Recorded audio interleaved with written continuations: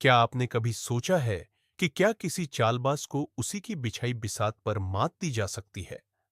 आज हम बात करेंगे कि एक नार्सिसिस्ट यानी आत्ममुग्ध व्यक्ति को कैसे बेअसर किया जाए। मैं आपको बताने वाला हूं वो 20 ब्रह्मास्त्र वाक्य जो टॉक्सिक लोगों के साथ आपकी बातचीत का अंदाज हमेशा के लिए बदल देंगे। अक्सर लोग कहते हैं कि ऐसे लोगों से बचने का सबसे अच्छा तरीका है उन्हें समझना और उनके प्रति सहानुभूति दिखाना। लेकिन सच तो यह है कि आपकी यही सहानुभूति वो ईंधन है जिस पर ये लोग पलते हैं। इस वीडियो में हम खेल के नियम बदल देंगे। आप जानेंगे कि कैसे चंद सही शब्द उनके बड़े से बड़े अहंकार को भी चकनाचूर कर सकते हैं। हम उन खास बोलचाल की रणनीतियों पर बात करेंगे जो उन्हें अंदर से बेचैन कर देंगी। आगे बढ़ने से पहले कमेंट्स में अभी लिखकर बताइए, क्या आपने कभी किसी ऐसे इंसान को अपनी बात समझाने की कोशिश की है जो आपको सुनना ही नहीं चाहता? आपका अनुभव कई और लोगों की मदद कर सकता है। तो चलिए, आराम से बैठ जाइए। हम शुरू करते हैं। इससे पहले कि हम उन वाक्यों पर आएं, यह समझना जरूरी है कि हमारा पाला आखिर किससे पड़ा है। नार्सिसिज्म का मतलब सिर्फ खुद से प्यार करना या आईना देखना नहीं है।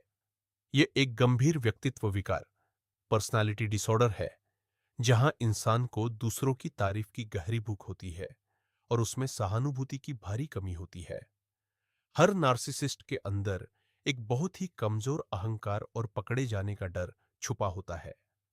अपने अंदर के इसी खालीपन को ढकने के लिए वे खुद को महान दिखाने का एक झूठा मुखौटा पहन लेते हैं।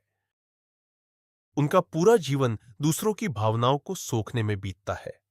आपके आंसू, आपकी सफाई, आपका दर्द और यहां तक कि उन्हें खुश करने की आपकी कोशिशें, ये सब उन्हें अपनी अहमियत का एहसास दिलाती हैं।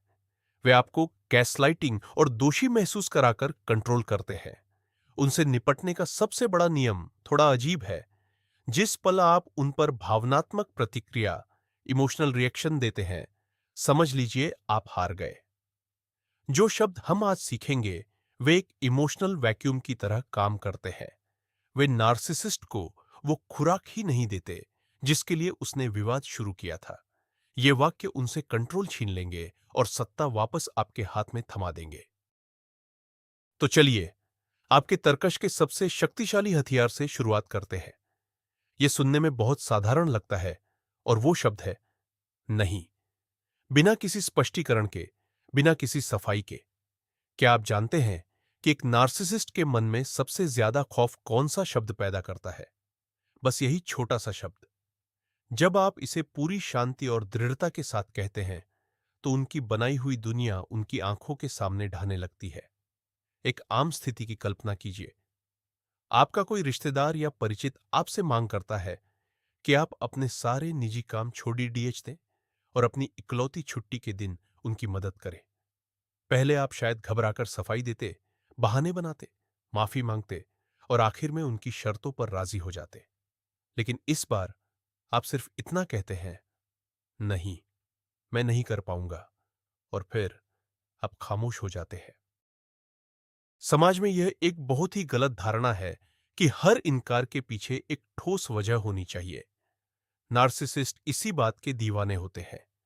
वे आपकी लंबी सफाइयों को एक मौके की तरह इस्तेमाल करते हैं ताकि वे आपको अपनी बातों में उलझा सके और आपके फैसले पर शक पैदा कर सके। लेकिन जब आप कोई वजह ही नहीं देते तो उनके पास पकड़ डिडीएचने के लिए कुछ नहीं बचता। वे पल भर में बातचीत पर अपना नियंत्रण खो देते हैं। आपका यह दृढ़ नहीं उनके लिए कंक्रीट की एक अदृश्य दीवार बन जाता है। वे इससे सिर टकराते हैं, आपको दोषी महसूस कराने की पूरी कोशिश करते हैं, लेकिन यह दीवार टस से मस नहीं होती।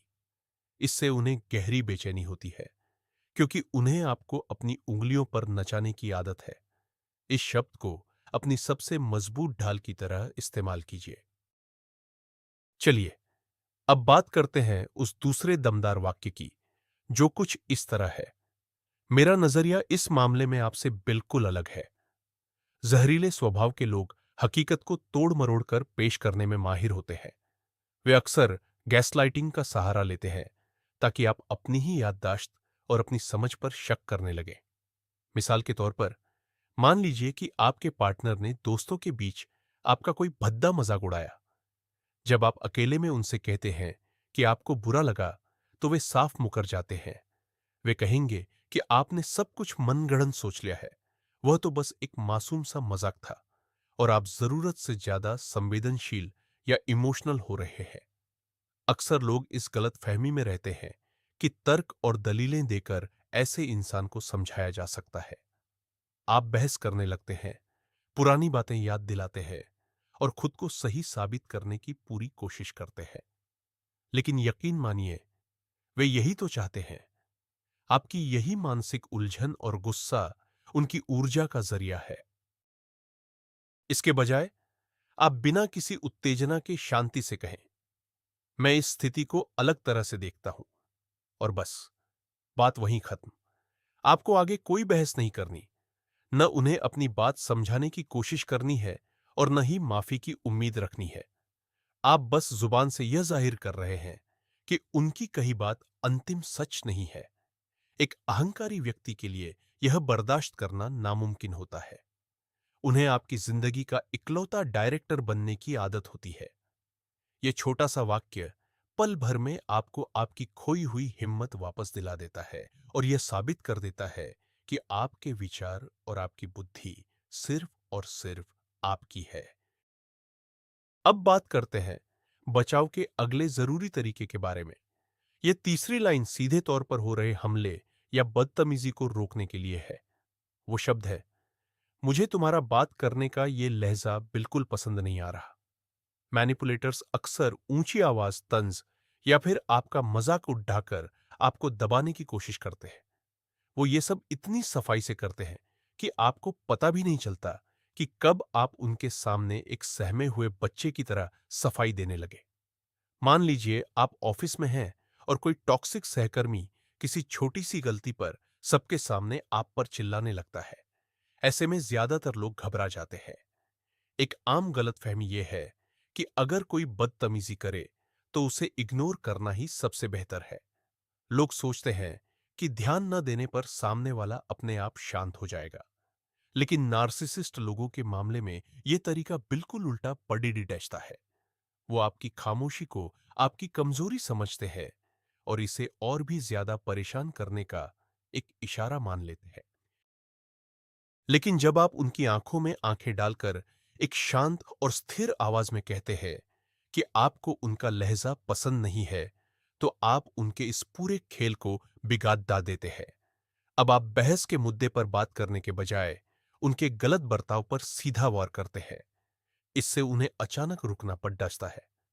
उन्हें उम्मीद थी कि आप सफाई देंगे या खुद का बचाव करेंगे, लेकिन आपने उनकी बदतमीजी को ही सबके सामने उजागर कर दिया।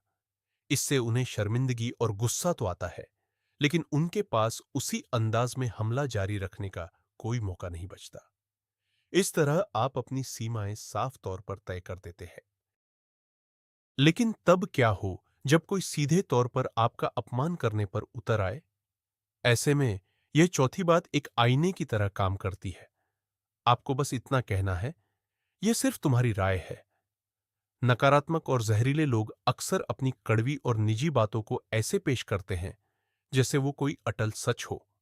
वे कह सकते हैं कि आप अच्छे नहीं दिखते, आप किसी काम के नहीं हैं, या आपको कभी कोई प्यार नहीं करेगा। उनका एकमात्र मकसद आपको अपनी इन जहरीली बातों पर यकीन दिलाना होता है। कल्पना कीजिए, किसी बहस के दौरान कोई आपको दुनिया का सबसे स्वार्थी इंसान कह दे। हमारे समाज में यह सोच बहुत गहरी है कि हर आलोचना पर प्रतिक्रिया देना जरूरी है। हमें लगता है कि अगर हम चुप रहे तो इसका मतलब है कि हम उनकी बात स्वीकार कर रहे हैं। इसीलिए हम अपनी सफाई देने लगते हैं और यह साबित करने में जुट जाते हैं कि हम कितने अच्छे, केयरिंग और वफादार हैं। लेकिन मैनिपुलेटर तो यही चाहता है कि आप उसकी उंगलियों पर नाचें। जैसे ही आप यह कहते हैं कि यह तुम्हारी राय है, आप उनके हमले की अहमियत ही खत्म कर देते हैं। आप उनकी बात के सही या गलत होने पर बहस नहीं करते, बल्कि बस यह जता देते हैं कि उनकी बातों की आपकी नजर में कोई कीमत नहीं है। आप उन्हें यह दिखा देते हैं कि उनके शब्द आपके लिए बस एक खाली शोर की तरह है। जो लोग दूसरों पर हावी होना चाहते हैं, उनके अहंकार के लिए यह सबसे बड़ी चोट है। इस तरह आप उनके शब्दों की उस ताकत को छीन लेते हैं जो आपके मूड और आपके आत्मसम्मान को कंट्रोल करती थी। चलिए अब आगे बढ़ाते हैं। पांचवां वाक्य बेकार की बहस को खत्म करने के लिए सबसे कारगर हथियार है। यह सुनने में बहुत ही ठोस और निर्णयात्मक लगता है। मैं इस विषय पर तुमसे कोई बात नहीं करूंगा। मैनिपुलेटर आपको शब्दों के अंतहीन जाल में उलझाना पसंद करते हैं। वे जानबूझकर ऐसे मुद्दे छेद देते हैं जिनसे आपको गहरी मानसिक चोट पहुंचे। वे घंटों तक आपकी पुरानी गलतियों को कुरेद सकते हैं या आपके करीबी दोस्तों की बुराई कर सकते हैं। कल्पना कीजिए, आपका पार्टनर फिर से वही बात शुरू कर देता है कि आपके माता पिता का व्यवहार कितना खराब है। आप सैकड़ों बार उनसे कह चुके हैं कि इस बारे में बात न करें, लेकिन वे आपका मानसिक संतुलन बिगाड़ डालने के लिए बार बार वही बात दोहराते हैं। समाज में अक्सर यह गलत धारणा फैलाई जाती है कि एक स्वस्थ रिश्ते में हर बात पर चर्चा करना जरूरी है। इसी भ्रम की वजह से आप इस डर से कड़ी डेशवी बातें सहते रहते हैं कि कहीं आप जिद्दी या संकुचित सोच वाले न लगें। लेकिन किसी टॉक्सिक इंसान के साथ यह नियम कभी काम नहीं करता। जब आप साफ तौर पर कह देते हैं कि आप इस बारे में चर्चा नहीं करेंगे, तो समझ लीजिए कि आपने उनके अहंकार की ऑक्सीजन काट दी है। आप सीधे तौर पर उनकी ऊर्जा के स्रोत को बंद कर देते हैं। ऐसे में वो इंसान तिलमिला उठेगा, आप पर अपनी समस्याओं से भागने का आरोप लगाएगा और आपको उकसाने की हर मुमकिन कोशिश करेगा ताकि आप अपनी बात से पीछे हट जाए। लेकिन अगर आप अपनी बात पर अडिग रहते हैं और बस चुपचाप वहां से हट जाते हैं, तो वह अपनी बेबसी और गुस्से में जलने लगेगा। इस तरह आप अपनी भावनाओं का रिमोट कंट्रोल उनके हाथ से छीन लेते हैं और उस बहस पर हमेशा के लिए पूर्ण विराम लगा देते हैं। छठी बात उनके पसंदीदा विक्टिम कार्ड के खेल को पूरी तरह खत्म कर देती है। यह सुनने में काफी हैरान करने वाली लग सकती है। तुम्हें इतना गुस्सा होने का पूरा हक है। टॉक्सिक लोग अक्सर छोटी सी बात पर बड़ा तमाशा खड्डा कर देते हैं। वे चिल्ला सकते हैं, दरवाजे पटक सकते हैं या दिखावे के लिए रो सकते हैं ताकि आप फौरन उनके पास आए, उन्हें मनाएं और उनसे माफी मांगे। कल्पना कीजिए कि आपने किसी नार्सिसिस्ट की सनक के लिए अपने प्लान्स बदलने से मना कर दिया है। जवाब में वह आप पर पत्थर दिल होने या धोखा देने का आरोप लगाते हुए एक सीन क्रिएट करता है। लोगों के बीच यह गलतफहमी आम है कि सहानुभूति दिखाने का मतलब दूसरे की बात से सहमत होना है। इसी वजह से शोषण का शिकार लोग अक्सर सिर्फ इसलिए माफी मांगने लगते हैं क्योंकि उनके किसी कदम से उनके पार्टनर को गुस्सा आ गया। वे दूसरों की भावनाओं का बोझ अपने सिर ले लेते हैं। लेकिन जब आप उन्हें उनके गुस्सा होने के हक की बात कहते हैं, तो आप एक मास्टर स्ट्रोक खेलते हैं। आप उनकी भावना को स्वीकार तो करते हैं, लेकिन उसे खुद से पूरी तरह अलग कर देते हैं। आप न तो अपने के लिए माफी मांगते हैं और न ही उन्हें शांत करने की कोशिश करते हैं। आप बस इस हकीकत को स्वीकार करते हैं कि वे गुस्से में हैं और उन्हें उनके गुस्से के साथ अकेला छोड़ देते हैं। किसी मैनिपुलेटर के लिए यह स्थिति दिमाग के शॉर्ट सर्किट जैसी होती है। उनका यह नाटक आपकी तीखी प्रतिक्रिया और पछतावे के लिए था, लेकिन इसके बजाय उन्हें मिलता है एक शांत दर्शक जो उन्हें अपना तमाशा जारी रखने की छूट दे देता है। आपकी भागीदारी के बिना उनके इस पूरे ड्रामे का कोई मतलब नहीं रह जाता। सातवां वाक्य आपकी याददाश्त को सुरक्षित रखने के लिए है। यह वाक्य है, मुझे यह बातचीत बिल्कुल अलग तरह से याद है। हम यहां फिर से हकीकत को तोड़ डच मरोदच कर पेश करने की बात कर रहे हैं, क्योंकि यह उनका सबसे पसंदीदा हथियार है। नार्सिसिस्ट यानी आत्ममुग्ध लोग अक्सर अपनी सुविधा के हिसाब से इतिहास को बदलने में माहिर होते हैं। वे आपसे कोई बड्ढा वादा करेंगे और अगले ही दिन आपकी आंखों में आंखें डालकर कहेंगे कि उन्होंने ऐसा कभी कुछ कहा ही नहीं। कल्पना कीजिए, आपने साथ में छुट्टियां बिताने का प्लान बनाया, टिकटें तक बुक कर ली और अचानक आपका पार्टनर कहता है कि उसने तो ऐसी कोई बात ही नहीं की थी और ये सब आपकी अपनी कल्पना है। ऐसे पलों में पैरों तले जमीन खिसक जाती है। एक बहुत बड़ा भ्रम है कि बहस जीतने के लिए आपके पास एकदम सटीक याददाश्त और पक्के सबूत होने चाहिए। लोग पागलों की तरह पुरानी चैट्स और गवाह ढूंढने लगते हैं ताकि वे खुद को सही और मानसिक रूप से स्वस्थ साबित कर सकें। पर यह एक जाल है। एक चालाक इंसान साफ दिख रहे सच से भी मुकर जाएगा। जब आप शांति से कहते हैं, मुझे यह सब अलग तरह से याद है, तो आप उनके ब्रेन वॉशिंग्स के खेल को वहीं रोक देते हैं। आप उन्हें अपनी गलती मानने पर मजबूर नहीं कर रहे, क्योंकि वह तो बेकार की कोशिश है। आप बस अपनी सच्चाई पर अडिग रहते हैं। किसी भी टॉक्सिक इंसान के लिए यह खतरे की घंटी है। उसे समझ आ जाता है कि आपकी याददाश्त मिटाने की उसकी कोशिश नाकाम रही है। उसका जादू अब आप पर नहीं चलेगा। अपनी समझ और याददाश्त पर आपका यह अटूट भरोसा ही उन्हें सबसे ज्यादा चोट पहुंचाता है। आठवीं बात आपको वापस मुद्दे पर ले आती है। आप बस इतना कहते हैं, चलो काम की बात पर वापस आते हैं। किसी नार्सिसिस्ट से बात करना अक्सर शब्दों के मकद्दजाल जैसा होता है। मनोवैज्ञानिक इसे वर्ड सैलेड कहते हैं। जब आप किसी खास परेशानी पर बात करने की कोशिश करते हैं, तो मैनिपुलेटर बातचीत को भटकाने लगता है। वह आपकी 10 साल पुरानी गलतियां याद दिलाएगा, एक टॉपिक से दूसरे टॉपिक पर कूदता रहेगा और आप पर हर तरह के बेतुके इल्जाम लगाएगा। सोचिए, आप पूछ रहे हैं कि जॉइंट अकाउंट से पैसे कहां गए, और जवाब में आपको यह सुनने मिलता है कि आपको खाना बनाना नहीं आता या आपकी परवरिश ठीक से नहीं हुई है। अक्सर हमें लगता है कि सामने वाला जो कह रहा है, उसके पीछे कोई ना कोई लॉजिक तो होगा ही, जिसे समझना जरूरी है। आप उसकी उलझी हुई बातों को सुलझाने के चक्कर में पीडीडीएच जाते हैं, उसके आरोपों की सफाई देने लगते हैं और पूरी तरह भूल जाते हैं कि बात शुरू कहां से हुई थी। वह यही तो चाहता है। लेकिन जब आप कहते हैं कि मुद्दे पर वापस आओ, तो आप उसे जिम्मेदारी से भागने नहीं देते।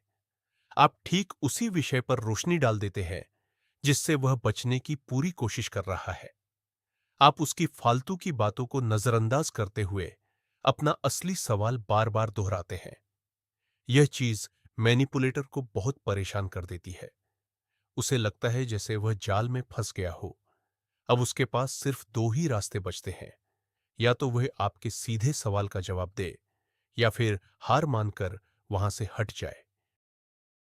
नौवीं बात आपको बनावटी जल्दबाजी से बचाती है। इन शब्दों को अच्छी तरह याद कर लीजिए। मुझे सोचने के लिए थोड़ा समय चाहिए। जहरीले स्वभाव के लोगों को झूठी जल्दबाजी पैदा करने में बड़ा मजा आता है। वे चाहते हैं कि आप अभी के अभी इसी वक्त फैसला लें। उन्हें पता है कि अगर आपको सोचने का मौका मिला, तो आप अपनों से सलाह लेंगे, नफे नुकसान को तौलेंगे और शायद उनके उस घाटे वाले सौदे को ठुकरा देंगे। एक स्थिति की कल्पना कीजिए। आपका कोई परिचित आपको किसी संदिग्ध प्रोजेक्ट में पैसा लगाने के लिए मजबूर करता है और कहता है कि फैसला आज शाम तक ही लेना होगा, वरना यह मौका हाथ से निकल जाएगा। हमारे समाज में यह गलत धारणा फैली हुई है कि तुरंत जवाब देना ही सामने वाले के प्रति सम्मान और आत्मविश्वास की निशानी है। हमें डर लगता है कि अगर हमने वक्त मांगा तो हम दब्बू या बेवकूफ लगेंगे। लेकिन किसी चालाक इंसान के सामने यह ठहराव ही आपकी सबसे बड़ी ढाल है। जब आप कहते हैं कि आपको वक्त चाहिए, तो आप उनके दबाव डालने के खेल को पूरी तरह बिगाड़ देते हैं। अब हालात की बागडोर आपके हाथ में होती है। ऐसा व्यक्ति घबराने लगेगा, आपको टोकने की कोशिश करेगा और कहेगा कि इसमें सोचने वाली भला क्या बात है। आपकी चुप्पी का हर एक मिनट उसकी बेचैनी बढ़ाएगा, क्योंकि उसे समझ आ जाएगा कि उसका सम्मोहन अब काम नहीं कर रहा। खुद को सोचने का हक देकर आप खुद को बड़ी और घातक गलतियों से बचा लेते हैं। आप साबित कर देते हैं कि आपके लिए खुद के हित उसकी बेताबी से कहीं ज्यादा जरूरी है। 10वीं बात आपको दूसरों के बोझ से पूरी तरह आजाद कर देती है। यह सुनने में बहुत सुकून और राहत देने वाली लगती है। मैं तुम्हारी भावनाओं के लिए जिम्मेदार नहीं हूं। दूसरों को काबू करने वाले लोग अपनी गलती का ठीकरा आपके सिर फोड़ने में माहिर होते हैं। अगर उनका मूड खराब है, तो कसूर आपका है। अगर ऑफिस में कोई समस्या है, तो वो इसलिए क्योंकि आपने उन्हें सपोर्ट नहीं किया। वे आपको हर वक्त डर डर के रहने पर मजबूर कर देते हैं, ताकि उनकी नाजुक मानसिक हालत पर कोई आंच ना आए। जरा सोचिए, आपके पार्टनर का कोई जरूरी इंटरव्यू खराब हो गया और घर आकर वो कहें कि सुबह आपने ही अपने उदास चेहरे से उनका मूड खराब किया था, इसलिए ऐसा हुआ। खास तौर पर भावुक और संवेदनशील लोगों के बीच एक बहुत गहरा और खतरनाक भ्रम होता है कि हम अपने अपनों की खुशियों के जिम्मेदार हैं। हम दिल से ये मानने लगते हैं कि हमारा प्यार उनके पुराने जख्मों को भर देगा। लेकिन यह गलत फहमी हमारी अपनी सेहत और मानसिक शांति छीन लेती है। जब आप यह कहते हैं कि आप उनकी भावनाओं की जिम्मेदारी नहीं लेंगे, तो आप उस अदृश्य डोर को काट देते हैं जिससे किसी खुदगर्ज इंसान ने आपको बांध रखा है। आप उनका भावनात्मक कचरा उन्हें ही वापस कर देते हैं। आप उनकी नकारात्मकता का डस्टबिन बनने से साफ इनकार कर देते हैं। उनके लिए यह एक बहुत बड़ा झटका होता है। उन्हें अपना सारा तनाव और गुस्सा आप पर निकालने की आदत थी, लेकिन अब आपने वो दरवाजा बंद कर दिया है। अब उन्हें अपने खुद के जहर में अकेले ही रहना होगा। ये बात कहना खुद के प्रति सम्मान दिखाने का सबसे बड़ा जरिया है और रिश्तों में एक परिपक्व और समझदारी भरी सोच की निशानी है। चलिए आगे बढ़ते हैं। हमारी 11वीं लाइन आपको उन शर्तों को मना करना सिखाएगी जो आपके हित में नहीं है। आपको बस इतना कहना है, यह विकल्प मुझे किसी भी हाल में मंजूर नहीं है। टॉक्सिक लोग अक्सर समझौते का मुखौटा पहनकर ऐसी शर्तें सामने रखते हैं जिनमें सिर्फ और सिर्फ उनका ही फायदा होता है। वे इसे इस तरह पेश करते हैं जैसे वे आप पर बहुत बड़ा एहसान कर रहे हो, जबकि असल में वे आपके समय और ऊर्जा का शोषण कर रहे होते हैं। मिसाल के तौर पर, मान लीजिए आपका पूर्व पति बच्चों को सिर्फ हफ्ते के दिनों में संभालने का प्रस्ताव देता है, यानी तब जब उन्हें स्कूल छोड़ने और क्लासेस ले जाने की भागदौड़ होती है। लेकिन वीकेंड और छुट्टियां वह अपने मनोरंजन के लिए खाली रखता है। ऊपर से वह इसे कामों का बराबर और निष्पक्ष बंटवारा कहता है। हमारे समाज में यह धारणा बहुत गहरी है कि समझौता करना हमेशा एक अच्छी बात है और शांति बनाए रखने के लिए झुकना जरूरी है। अक्सर लोग किसी बड्ढे विवाद या हंगामे से बचने के लिए छोटी सी राहत के बदले अपनी जरूरतों की बलि दे देते हैं। लेकिन याद रखिए, एक गलत समझौते को मानकर आप असल में खुद के साथ धोखा कर रहे हैं। जब आप सीधे तौर पर यह कह देते हैं कि मुझे यह मंजूर नहीं है, तो आप उनके महान बनने के इस खेल को एक झटके में खत्म कर देते हैं। आपको न तो कोई दूसरा सुझाव देने की जरूरत है और न ही यह समझाने की कि आपको यह विकल्प क्यों पसंद नहीं आया। सिर्फ एक साफ इनकार ही काफी है। आपकी यह सख्ती मैनिपुलेटर को पूरी तरह बौखला देगी। वह आप पर स्वार्थी होने और सहयोग न करने का आरोप लगाएगा, लेकिन अंदर ही अंदर वह समझ जाएगा कि अब आप वह मासूम शिकार नहीं रहे जिसे कुछ भी कहकर बहलाया जा सके। अब आप अपनी अहमियत अच्छी तरह जानते हैं। 12वां वाक्य आपको खुद पर फिर से भरोसा दिलाना सिखाता है। वह वाक्य है, मुझे अपनी अंतरात्मा और अपनी भावनाओं पर पूरा विश्वास है। किसी नार्सिसिस्ट के साथ रहना अपनी ही आंखों पर यकीन करने के हक की एक अंतहीन लड़ाई जैसा है। वे बड़ी चालाकी से आपको यह यकीन दिला देते हैं कि आपकी समझ ही गलत है। अगर आपको लगे कि वे झूठ बोल रहे हैं, तो वे कहेंगे कि आप बेवजह शक कर रहे हैं। अगर आपको ठेस पहुंचे, तो वे कहेंगे कि आप जरूरत से ज्यादा भावुक हैं। जरा सोचिए, आपके पास उनके धोखे का साफ सबूत है, फिर भी वे बड़ी बेबाकी से आपकी आंखों में आंखें डालकर कहेंगे कि आप पागल हो चुके हैं और आपको अपना इलाज करवाना चाहिए। ऐसे जोड़ तोड़ करने वाले लोग अक्सर यह भ्रम फैलाते हैं कि आपकी भावनाएं तर्कहीन हैं और उनका कोई वजूद नहीं है। वे आपसे इस बात का पक्का सबूत मांगते हैं कि आपको बुरा महसूस करने का हक है भी या नहीं। लेकिन जब आप यह कहते हैं कि मुझे अपनी भावनाओं पर भरोसा है, तो आप अपने भीतर एक क्रांति ले आते हैं। आप उनके उस खेल का हिस्सा बनने से मना कर देते हैं जहां वे खुद ही वकील है और खुद ही जज। आप ये स्वीकार कर लेते हैं कि आपके दिल की आवाज ही अपने आप में सबसे बड़ा तर्क है। एक नार्सिसिस्ट को इस बात से नफरत होती है क्योंकि यह वाक्य आपको मानसिक रूप से परेशान करने की उनकी हर कोशिश को बेकार कर देता है। जब आप अपनी भावनाओं को आधार बनाते हैं तो कोई भी आपको अपनी झूठी बातों के जाल में नहीं उलझा सकता। आप गैसलाइटिंग के सबसे बारीक दांव पेच के सामने भी चट्टान की तरह मजबूत हो जाते हैं। 13वीं बात उनके झूठे वादों का मुखौटा उतार देती है।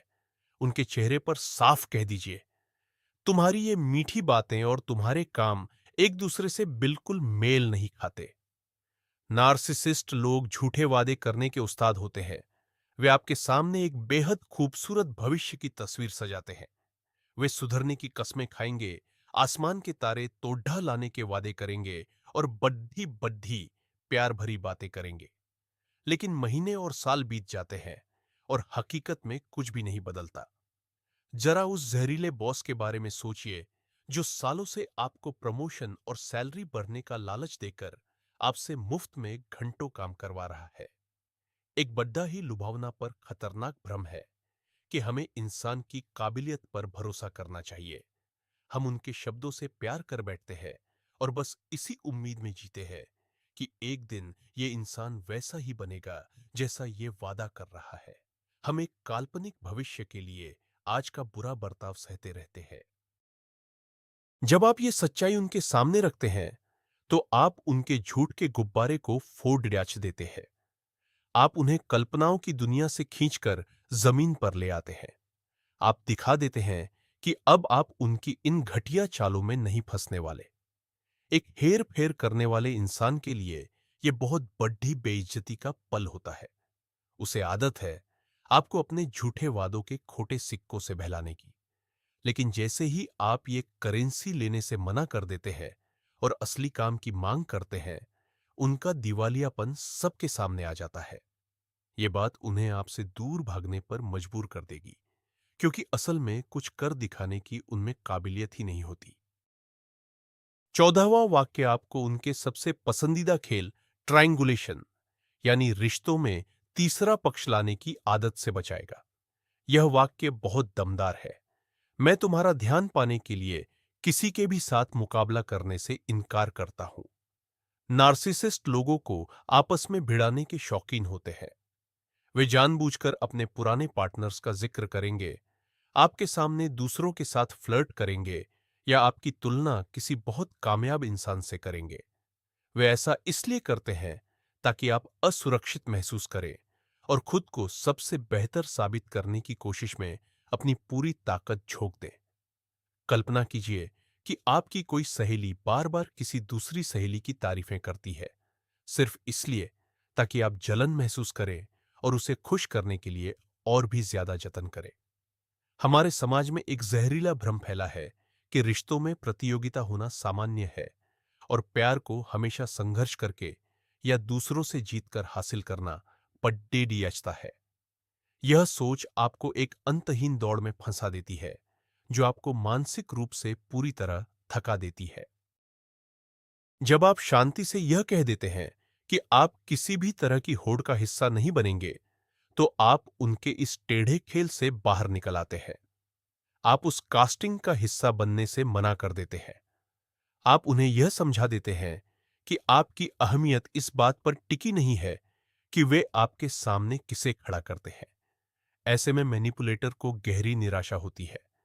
उसने सोचा था कि वह अपनी शान में आपकी ग्लैडिएटर जैसी जंग देखेगा, लेकिन आपने तो चुपचाप मैदान ही छोड़ दिया।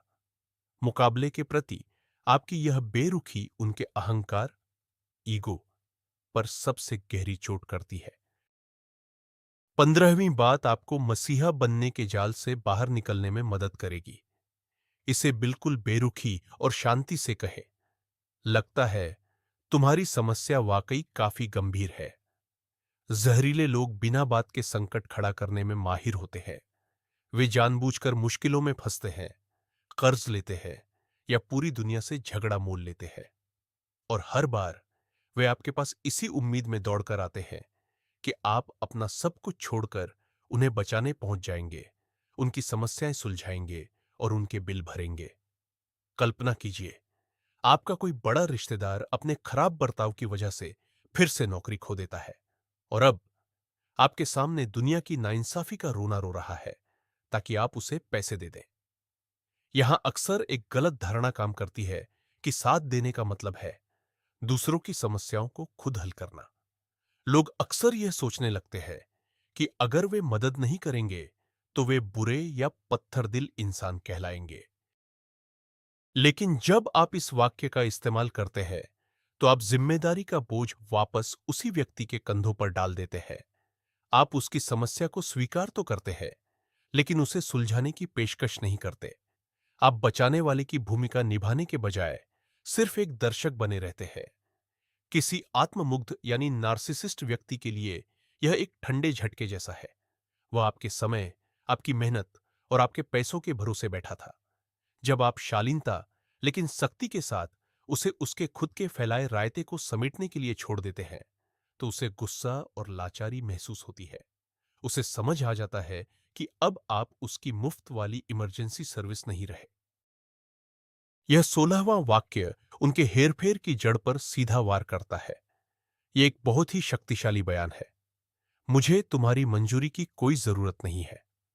नार्सिसिस्ट लोग आपकी जिंदगी के सबसे बड़े जज बनने की पूरी कोशिश करते हैं।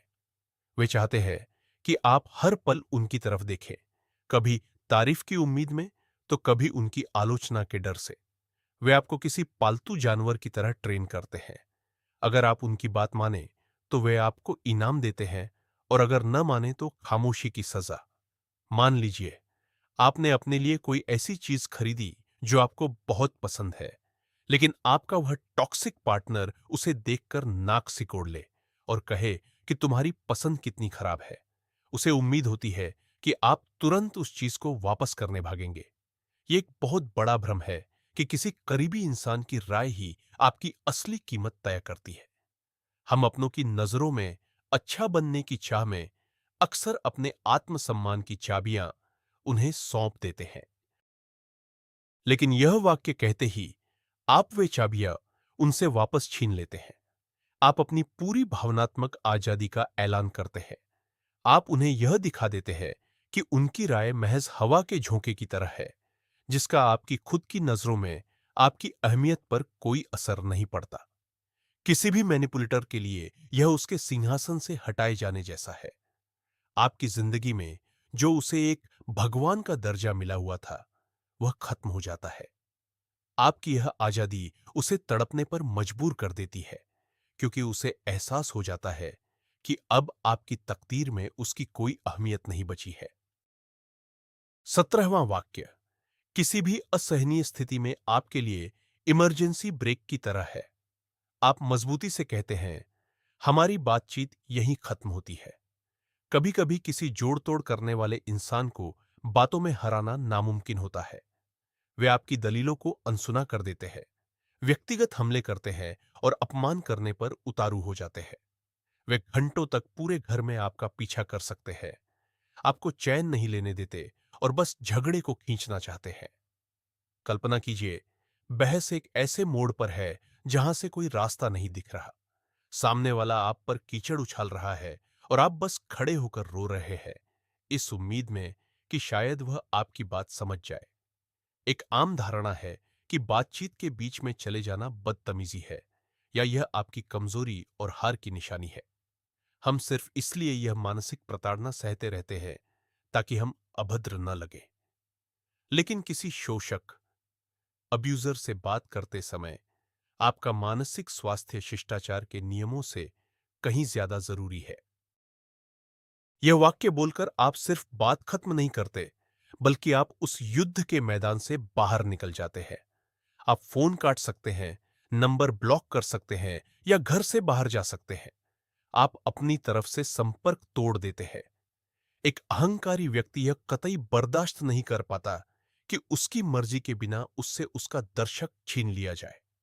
वह चाहता है कि आखिरी शब्द उसी का हो और दरवाजा भी वही पटक कर जाए। लेकिन जब यह आप करते हैं तो उसे असहनीय अपमान महसूस होता है। आप उसे शून्य में चिल्लाता हुआ छोड़ देते हैं, जिससे उसकी सारी शक्ति खत्म हो जाती है। 18वां वाक्य एक स्पष्ट सीमा तय करता है। उनकी आंखों में आंखें डालकर कहें, मैं अब अपने प्रति ऐसा अनादर और बर्दाश्त नहीं करूंगा। जहरीले लोग लगातार आपकी सहन शक्ति को परखते हैं। इसकी शुरुआत एक भद्दे मजाक से होती है, फिर यह तिरस्कारपूर्ण व्यवहार में बदलता है और आखिर में खुले अपमान का रूप ले लेता है। वे धीरे धीरे आगे बढ़ते हैं ताकि आपको उनके और भी क्रूर बर्ताव की आदत पड़ जाए। कल्पना कीजिए कि किसी मामूली बहस के दौरान आपका पार्टनर आपके लिए अपशब्दों का इस्तेमाल करने लगा है। हमारे समाज में यह एक खतरनाक भ्रम फैला है कि अटूट धैर्य और क्षमा किसी इंसान को बेहतर बना सकती है। हम अपमान सहते रहते हैं, इस उम्मीद में कि एक दिन उसे अपनी गलती का एहसास होगा और वह समझेगा कि उसने कितने अच्छे इंसान को चोट पहुंचाई है। लेकिन असल में आपका धैर्य शोषण करने वाले के हौसले और बढ़ा देता है। यह वाक्य आपके आत्मसम्मान का घोषणा पत्र है। यह सम्मान की कोई प्रार्थना नहीं, बल्कि एक सख्त चेतावनी है। आप स्पष्ट रूप से वह रेखा खींच रहे हैं जिसके पार यह रिश्ता खत्म हो जाता है। किसी अहंकारी व्यक्ति के लिए यह एक संकेत है कि उसका खेल अब बहुत आगे निकल चुका है और वह आपको हमेशा के लिए खो सकता है। भले ही वह इसे मजाक में टालने की कोशिश करे या आप पर जरूरत से ज्यादा नाटक करने का आरोप लगाए, लेकिन गहराई में उसे डर महसूस होगा। आपका यह अटूट विश्वास कि आप सम्मान के हकदार हैं, उसके पूर्ण अधिकार के भ्रम को जड़ से मिटा देता है। यह 19वां वाक्य किसी चोर पर टॉर्च की तेज रोशनी डालने जैसा है। आप बस शांति से इतना कहते हैं, इस वक्त तुम मुझे मैनिपुलेट करने की कोशिश कर रहे हो। मैनिपुलेटर्स तभी कामयाब होते हैं जब वे छिपकर वार करते हैं। वे अपने कंट्रोल करने की आदत को परवाह का नाम देते हैं, अपनी बेरहमी को ईमानदारी बताते हैं और अपने झूठ को आपके भले के पीछे छिपाते हैं। कल्पना कीजिए, कोई इंसान अपना दुख भरा बचपन सुनाकर आपकी हमदर्दी बटोरता है, सिर्फ इसलिए ताकि आप उसे मोटी रकम उधार दे सकें। कई लोग इस गलतफहमी में रहते हैं कि शोषण करने वाले यानी एब्यूजर्स अनजाने में ऐसा करते हैं और यह सब उनके पुराने जख्मों या ट्रॉमा का नतीजा है। इसीलिए शिकार अक्सर उन्हें प्यार से समझाने या उनकी हरकतों को सहने की कोशिश करते हैं। लेकिन सच तो यह है कि उन्हें अच्छी तरह पता होता है कि वे आपकी कौन सी दुखती रग दबा रहे हैं। जब आप चीजों को उनके असली नाम से पुकारते हैं, तो आप उनके चेहरे से नकाब हटा देते हैं। आप उन्हें दिखा देते हैं कि आप उनकी असलियत देख चुके हैं। आप उनकी गुप्त चाल पकड़ लेते हैं और फिर वह काम करना बंद कर देती है। इस खुलासे से एक नार्सिसिस्ट तिलमिला उठेगा। वह गुस्से में आपकी बातों को नकारेगा, आपको शक करने वाला या पागल करार देगा। लेकिन उसकी यही प्रतिक्रिया साबित कर देगी कि आप बिल्कुल सही थे। यह एक वाक्य उनसे उनकी सबसे बड़ी ताकत छीन लेता है और वह है उनका छिपकर वार करना। रोशनी में आते ही उनकी सारी चालाकी धरी की धरी रह जाती है और वे खुद बेहद लाचार और घबराए हुए नजर आने लगते हैं। और अंत में 20वां और सबसे प्रभावशाली जवाब, जो सबसे गहरा प्रहार करता है, वो है पूर्ण, अटूट और अडिग खामोशी। मनोवैज्ञानिक इसे ग्रे रॉक मेथड यानी बेजान पत्थर की तकनीक कहते हैं। जब सारी बातें कही जा चुकी हों, जब आपकी गरिमा और सीमाओं को 100वीं बार लांघा गया हो, तो आप बस प्रतिक्रिया देना बंद कर देते हैं। कल्पना कीजिए कि आपको नफरत, आरोपों और गालियों से भरे लंबे लंबे संदेश भेजे जा रहे हैं। आप उन्हें पढ़ते तो है, लेकिन पलटकर एक शब्द भी नहीं कहते। आप न उन्हें ब्लॉक करते हैं, न ही कोई सफाई देते हैं। आप बस एक पत्थर की तरह बेजान और अदृश्य हो जाते हैं। सबसे बड़ा भ्रम जो हमें तकलीफ देता है, वो ये विश्वास है कि कोई भी जवाब देना, चाहे वो गुस्से में ही क्यों ना हो, नजरअंदाज करने से बेहतर है। हमें बचपन से सिखाया गया है कि चुप रहना बदतमीजी है, लेकिन जहरीले रिश्तों की दुनिया में यही खामोशी आपका सबसे घातक हथियार है। एक नार्सिसिस्ट यानी आत्ममुग्ध व्यक्ति आपकी भावनाओं पर पलता है। आपके आंसू उसके लिए अमृत के समान हैं और आपकी चीखें उसके लिए टॉनिक, लेकिन आपकी बेरुखी उसके लिए जानलेवा जहर है। जब आप एक ग्रे रॉक की तरह उबाऊ, शांत और खाली हो जाते हैं, तो आप उसे भावनात्मक रूप से भूखा मारने लगते हैं। वो आपको उकसाने की हर मुमकिन कोशिश करेगा, आपकी दुखती रग पर हाथ रखेगा ताकि आप कुछ तो बोलें। लेकिन अगर आप खामोशी के इस इम्तिहान को पार कर गए, तो वो हार मान लेगा। उसे एहसास हो जाएगा कि भावनाओं का ये जरिया अब हमेशा के लिए सूख चुका है, और यही उन्हें सबसे ज्यादा तड़ीड़ा पाता है। अपनी खुद की शून्यता और अकेलेपन का वो कड्डा हुआ एहसास, जिससे अब उन्हें कोई नहीं बचा सकता। हैरान रह गए ना? सच तो यह है कि किसी भी जोड़ तोड़ करने वाले इंसान को उसकी सही जगह दिखाने के लिए आपको चीखने, चिल्लाने, रोने या खुद को सही साबित करने की जरूरत नहीं है। असली राज यह है कि ताकत हमेशा से आपके अपने हाथों में थी, उनके शब्दों में नहीं। आज आपने वो 20 बातें सीखी हैं जो जहरीले लोगों के हर पैंतरे को नाकाम कर देती हैं। इनका इस्तेमाल करके आप न सिर्फ अपनी सीमाओं की रक्षा करते हैं, बल्कि अपनी जिंदगी, अपनी भावनाओं और अपनी सच्चाई पर फिर से अपना हक जताते हैं। ऐसे लोग सिर्फ एक ही चीज से डरते हैं, आपकी आजादी और आपकी बेरुखी से। जैसे ही आप उनके इशारों पर नाचना बंद करते हैं, उनका सारा दबदबा मिट्टी में मिल जाता है। इन वाक्यों को अपनी जिंदगी में आजमाकर जरूर देखें और बदलाव महसूस करें। वीडियो को आखिर तक देखने के लिए आपका बहुत बहुत शुक्रिया। अगर ये जानकारी आपके काम आई, तो चैनल को सब्सक्राइब करें, वीडियो को लाइक करें और इसे उन लोगों तक जरूर पहुंचाएं जिन्हें इसकी जरूरत है। अब आपके लिए एक सवाल। इन 20 बातों में से आपको कौन सी सबसे चुनौतीपूर्ण लगी और क्यों? कमेंट्स में अपनी राय दें। चलिए इस पर चर्चा करते हैं।